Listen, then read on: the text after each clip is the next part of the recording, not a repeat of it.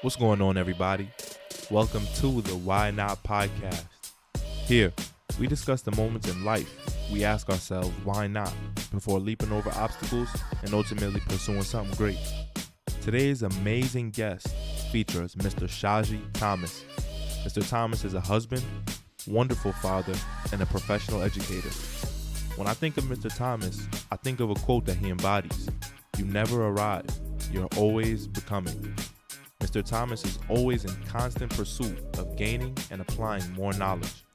It is a true privilege to reap the benefits of educators like Mr. Thomas pouring into students like myself. My motto is why not, and I always stick by it. Regardless of what people say, what is possible, what's not possible, I continue to think why not, I continue to strive to be the best I can be.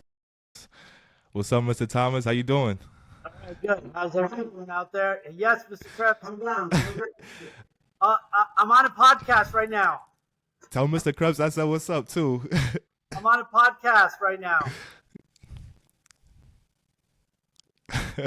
Okay.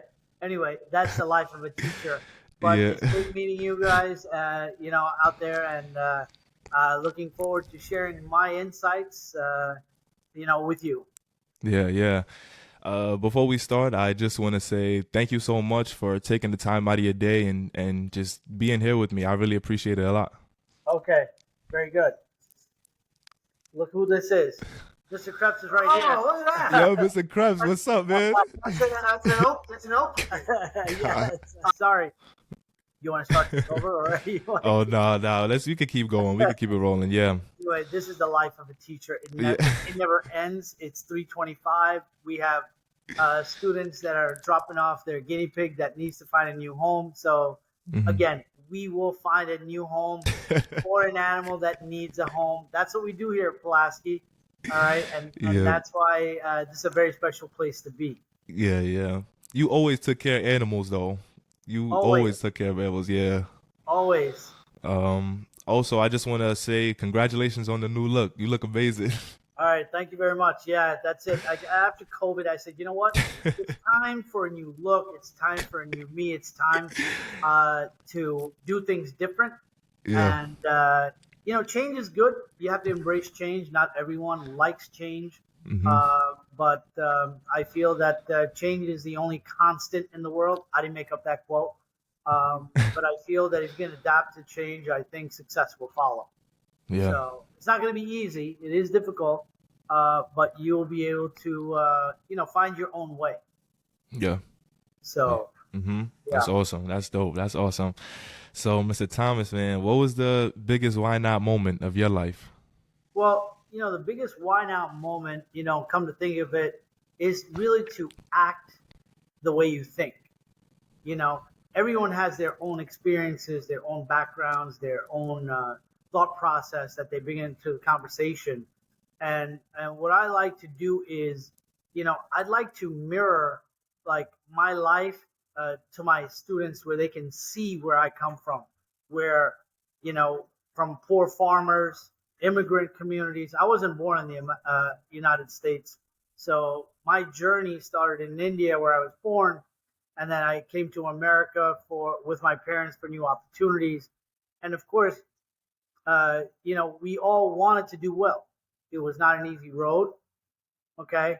But the hardest thing that I find as you grow and you evolve is, again, to act the way you think, to bring those two wavelengths, to like a parallel, it's not easy. And I'm still striving to do that every day in my own life. So. Wow. I felt like I was back in the 6th grade, sitting down. You share the stories. I got tons of them. I don't want to bore you with all of them.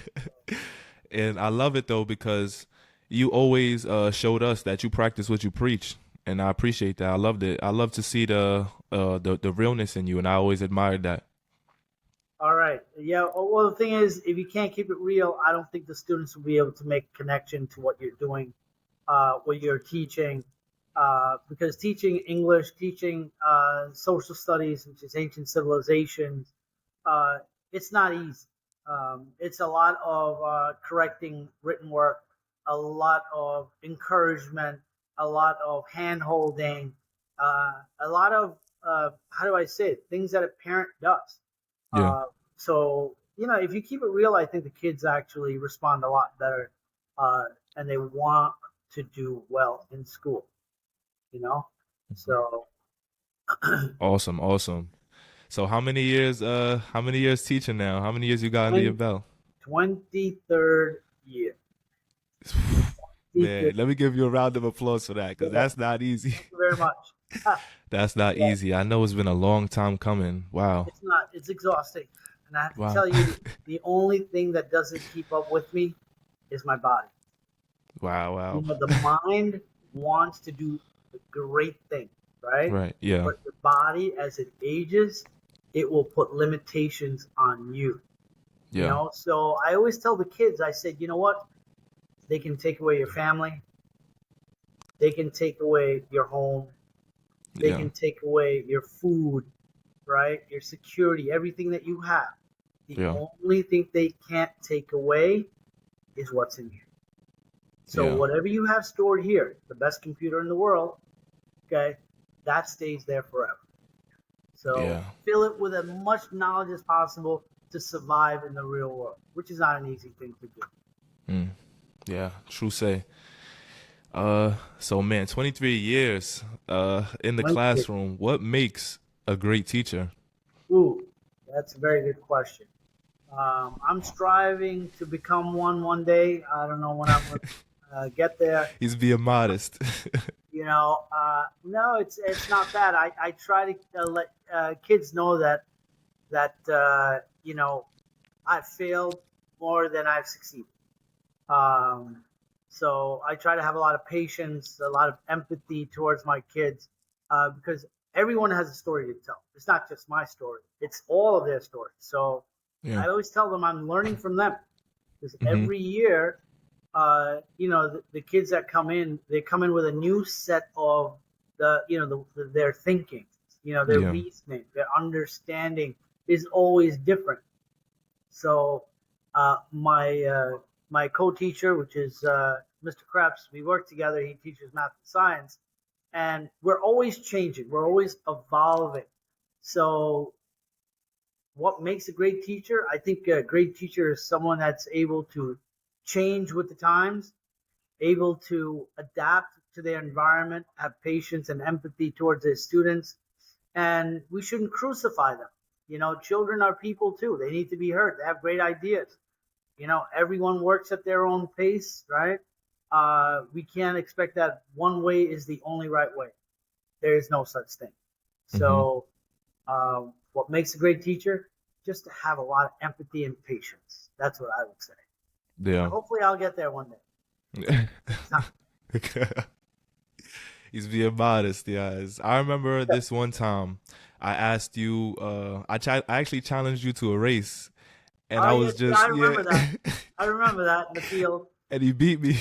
Oh my Do God. the students still challenge you? You still got the burners on you? Can I tell you? Yeah. We still have that race out there.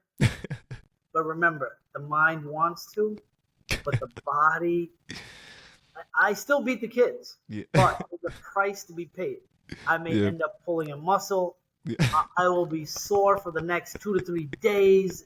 And my question to you, all right, the people that are listening is it worth it? Yes. To me, it's worth it. All right. The saying, no pain, no gain. Well, you know what? Yeah, sometimes in life, it is painful. Mm-hmm. Nowadays, I don't win every race that I run with the kids anymore because they are faster. Mm-hmm. And I'm very careful. Yeah. I'm very careful because I don't want to get hurt. But I still run with them. Yeah. And there are times, yes, I win, but now the kids win more. So that's okay. Mm-hmm. I love that. Man.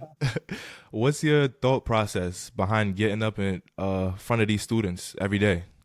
Well, first of all, you have to be prepared.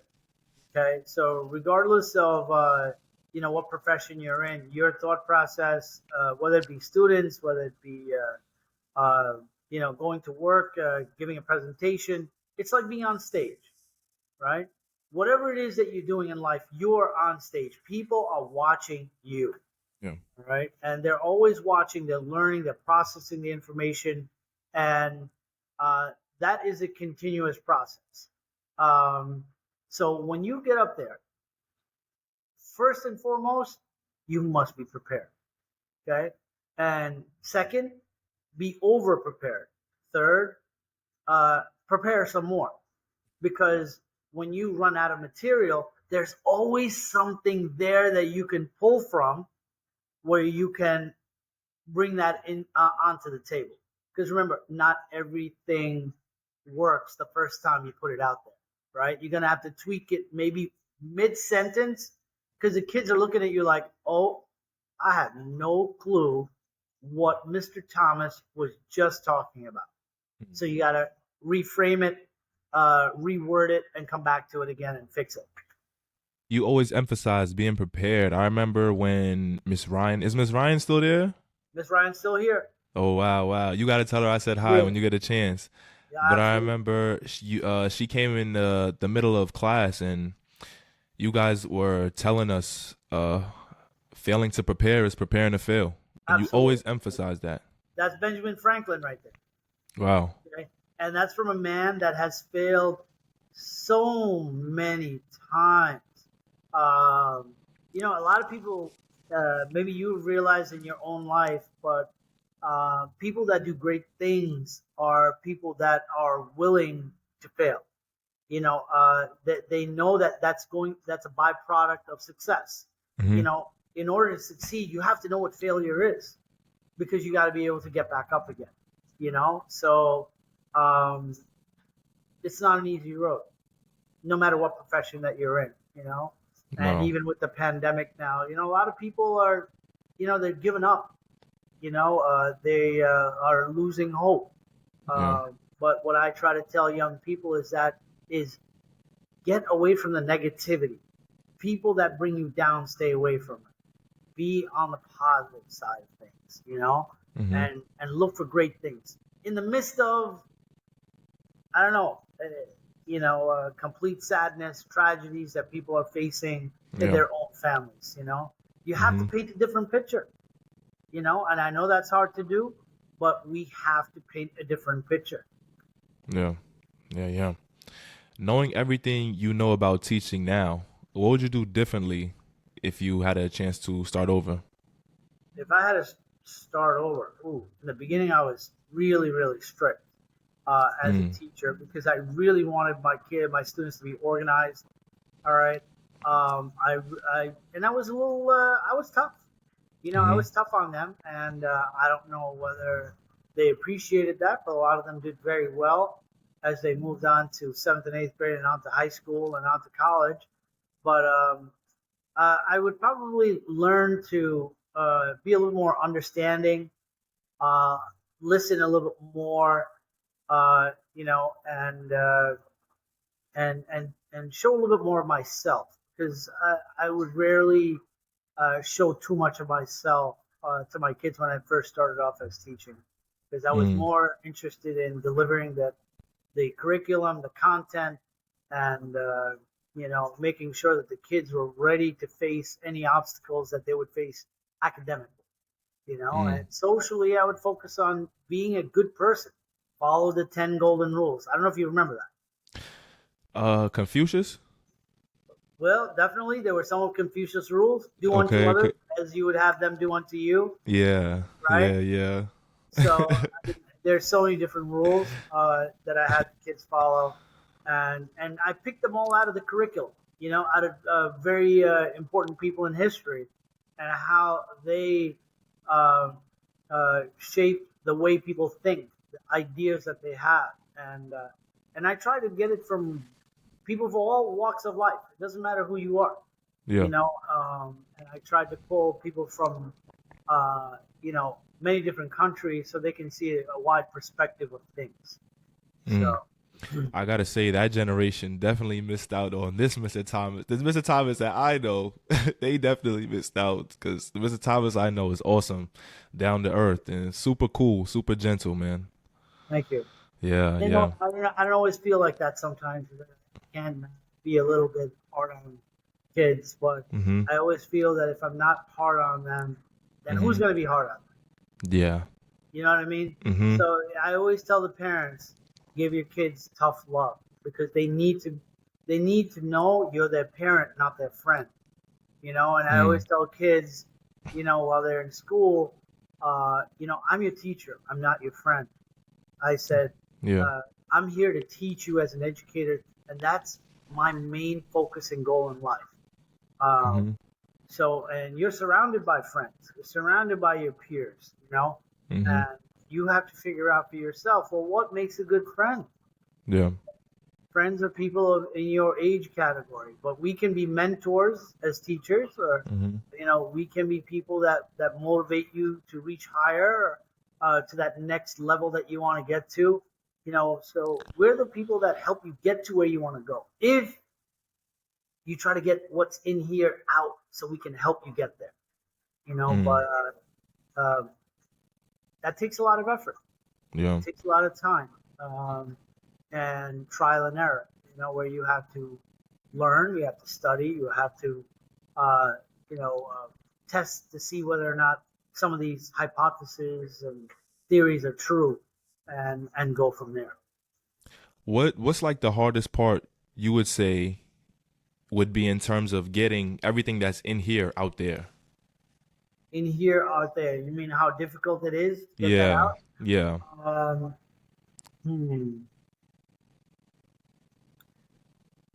The hardest part to get something from inside my head to out of there would probably be like in terms of human relations, what I find. Because sometimes people will say in class, well, when I get out there in the real world, Mr. Thomas, people treat me very different. Mm-hmm. When I'm with my friends, people treat me very different. I'm in a podcast, so thank you. I got it. Thank you. I'm sorry? Yeah, leave them there. I'll take care of them when I am done. Thank you. So that's our guinea pigs that just came back. Okay. So, They found a home? actually, we have to find a home for them. So Okay. yeah, we're working with it. So a lot of times when I'm talking to kids, what I try to do is help them vocalize and understand what's going on in their own mind, and how to understand how the world works and their place in the world. I don't know if I answered your question. Yeah. Yeah, you definitely did. Okay. What is something that the students teach you about yourself? Okay. Well, the thing is, students are always teaching me. Okay. And they can teach me in a variety of different ways. Where, for example, some of them are very well read about a particular topic that they're really interested in. Okay. So when they have more knowledge than me, I always recognize that. So I always reward them with an airhead. Yeah. So, and I always say, hey, listen. I miss those. Yeah, remember the airheads? All right. Yeah. And I give airheads to those students that are thinking outside of the box, that actually make me think, oh my goodness, they took it to the next level. I didn't even plan on teaching that. And they're there already. Wow. So that's like a aha moment, like, this is great. And I give an airhead to the kid and I say, you know what? You're not an airhead. Mm-hmm. You deserve an airhead. Yeah. So if they get that, what I just said, that sentence, that means they get it. That's what life is all about, right? Yeah. Is getting those things that are not said, right? Reading in between the lines. Can you infer based on what's going on in the world, in the classroom, in your family? Can you infer really what's going on around you? Or are you oblivious to everything around you? And you just, you're just waiting for something to happen instead of, actively being conscious, when you're making a decision about something. Yeah. That's another thing I really loved about your class, though. You always promoted being able to think. Always. You always promoted that. Well, that's the hardest thing to do. Okay. And I want to talk about two things. We have a conscious mind, all All right, that means we're thinking, which takes a lot of effort. It takes a lot of brain power, a lot of energy, and then we Yep. have the unconscious mind. All right, Yep. the unconscious mind is when we're drifting off, we're daydreaming, we're thinking about other things. We want to go home, we want to play video games, Mm-hmm. and even for example, when you're driving, Yeah. okay, sometimes you drive home and you wonder, oh my goodness, I wonder how I got home. You ever wonder that? How did I get home? Like your mind is on autopilot because if you go the same way home, your mind is already programmed. The unconscious mind has already been programmed to go at a certain route, right? Mm. Yeah. The conscious mind is a mind where you never go home the same way. You never do things the same way. You want to change it up a little bit every time. Little bit. It doesn't have Mm-hmm. to be drastic, Yeah. but it keeps you conscious. That means you're aware of what's going on and it's not a automatic reflex. Yeah. You Yeah. get what Yeah. I'm saying? Yeah. I understand. I understand. So even like brushing your teeth.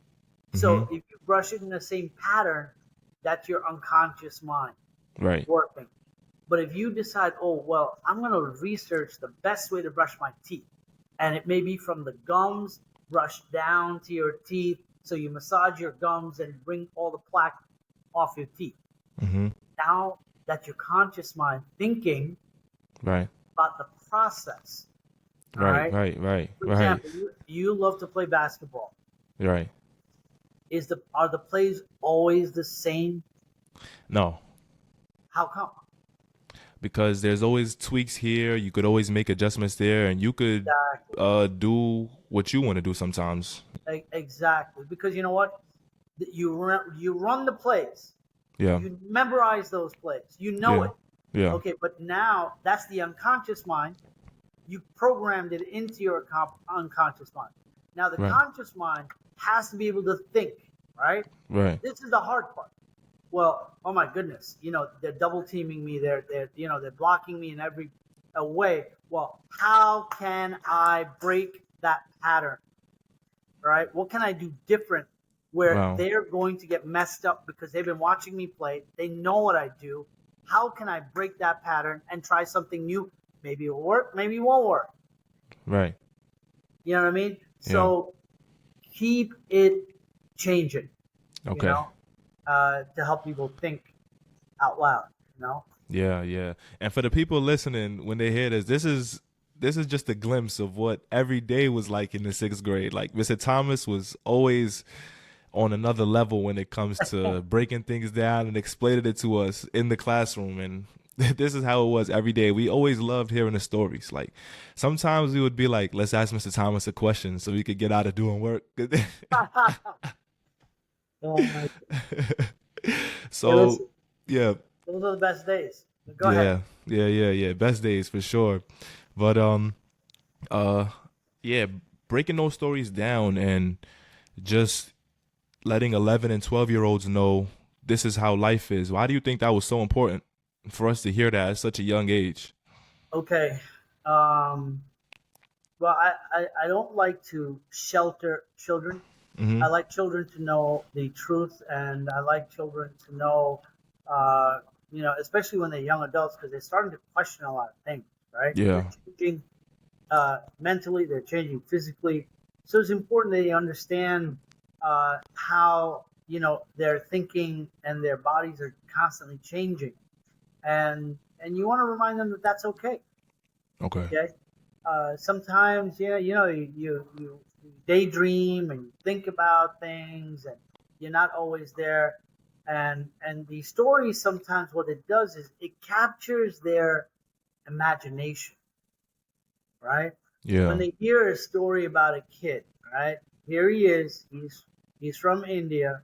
He came from India with his parents, and then he lived in a really bad neighborhood, in the south side of the city in the Bronx, and he was exposed to a lot of things, a lot Yeah. of bad things, a lot Yeah. of gangs, a lot of drugs, a lot of violence, a lot of things that he shouldn't have seen at that age. Mm-hmm. So, but he did not let that affect him. Mm-hmm. Never heard him curse in class. All right. His breath does not smell like smoke. Okay. He doesn't talk about drinking and doing things that cause you to lose control. Um, so I wonder what he is doing or to stay out of those things. Because sometimes, even in my own house, we have, uncles that, have problems with alcohol or with drugs or whatever it may be.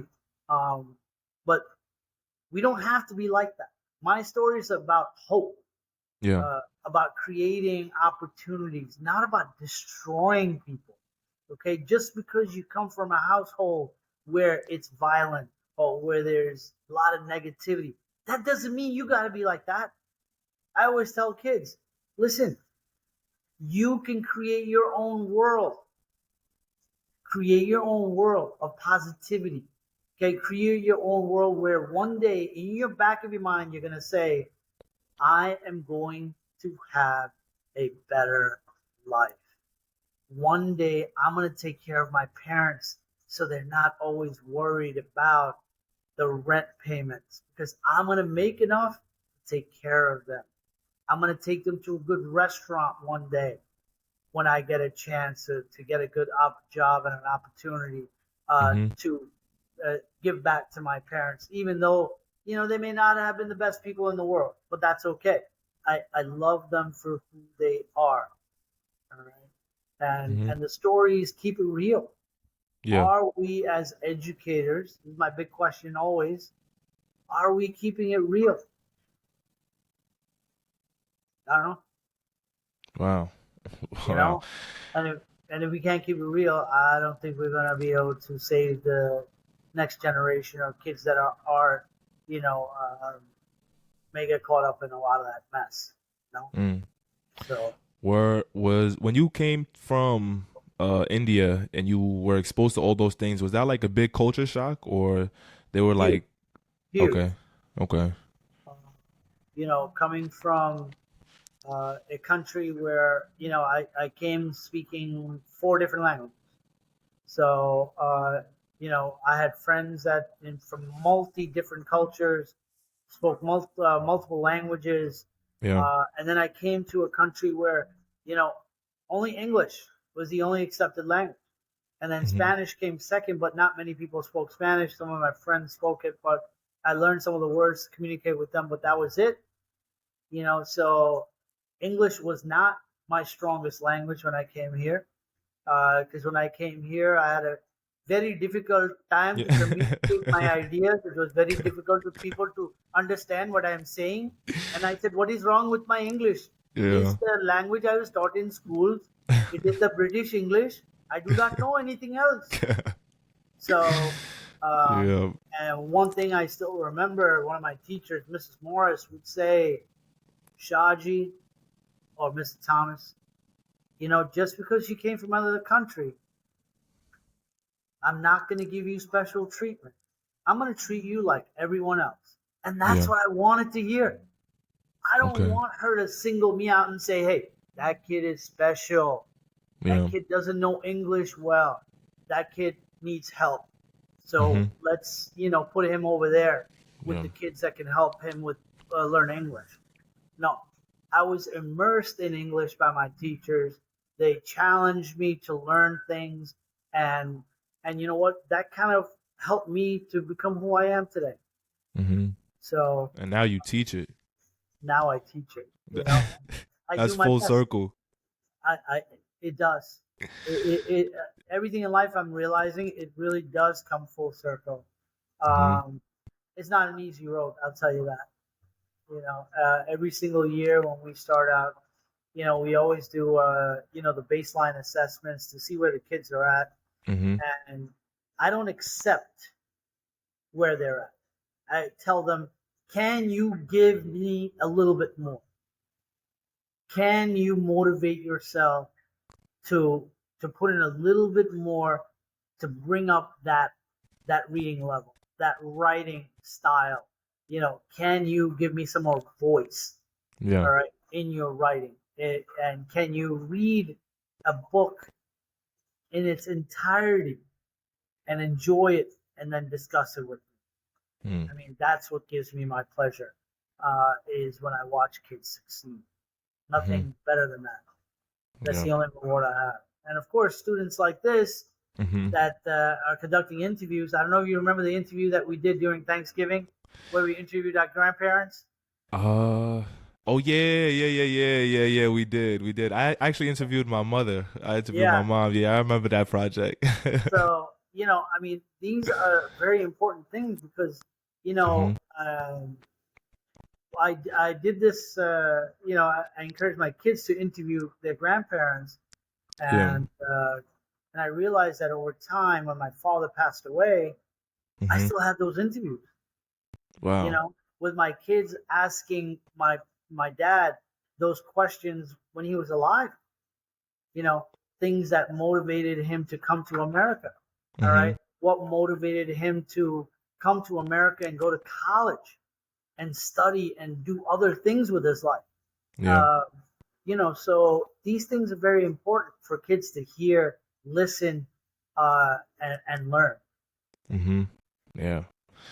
What was the what was your biggest why not moment as a teacher? Ooh, a big why not moment. Okay.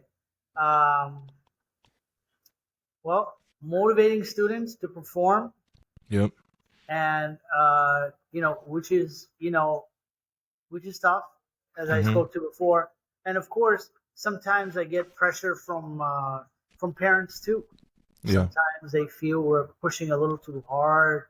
My kid can't do it, and I don't believe any of that. I Okay. believe that every single child, all right, has the capacity to learn, to understand things, process information, Yep.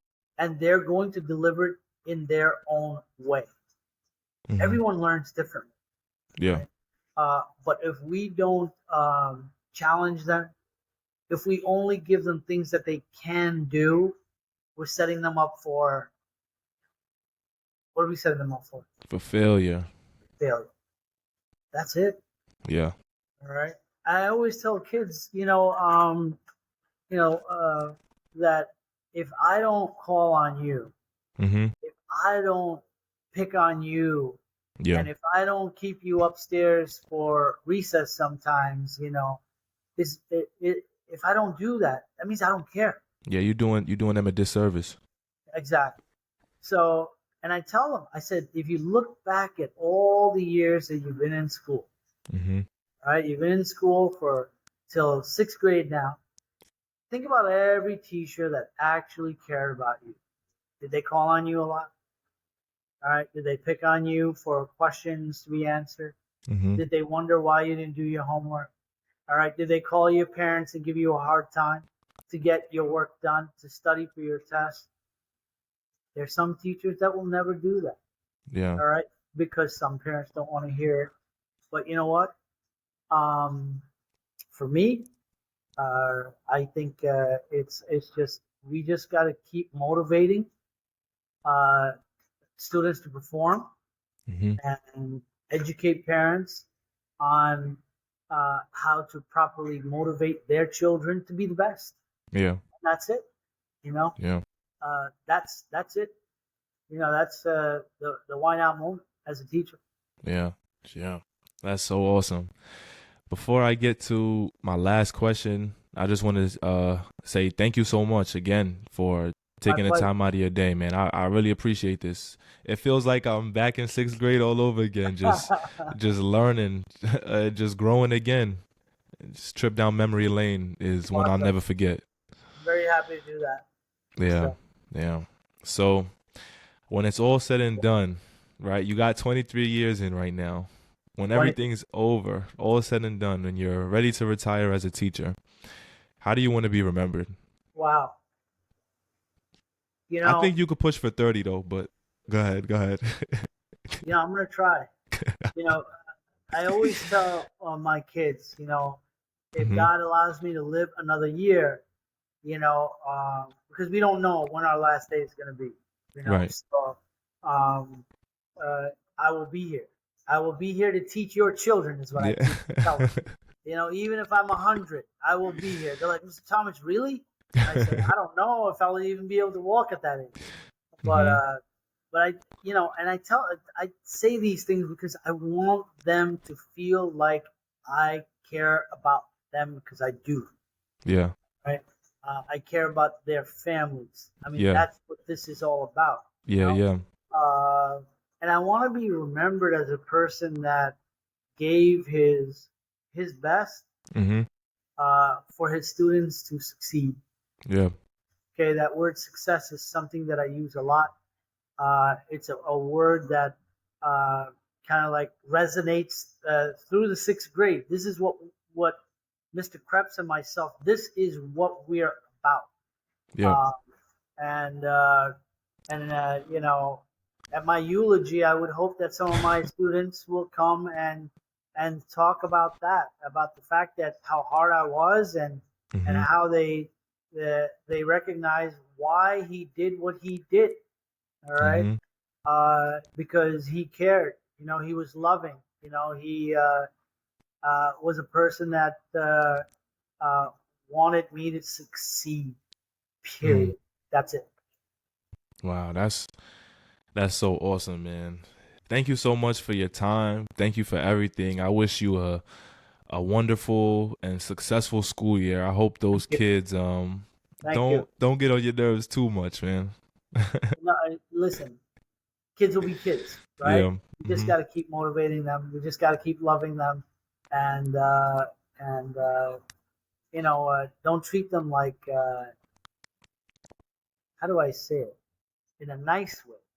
Don't treat them like they don't know anything, because they do. They're smart. Yeah. They're smart. Everyone knows something, so we got to give them credit where credit is due, and keep it real, right? Yeah. Yeah. Just keeping it real. That's what it's all about. Yeah. True. So thank you for allowing me the time to talk. And I hope to see you one day back at Pulaski. Yes, Because sir. I'm sure the teachers will be very, very proud to see you, and we're very proud of you. Yeah. So, yeah, I know. so if you don't, your whole family, we're proud of your whole family. You know that. Yeah. Yeah. So, and remember, this is not just a one-person show. No, sir. If it wasn't for your family, if it wasn't for all the teachers you had in your life, and all the people that motivated you to get you, your coaches and everyone, that's why you're where you are. Yep. Right? You're willing to listen, and you're willing to learn. That's it. Yep.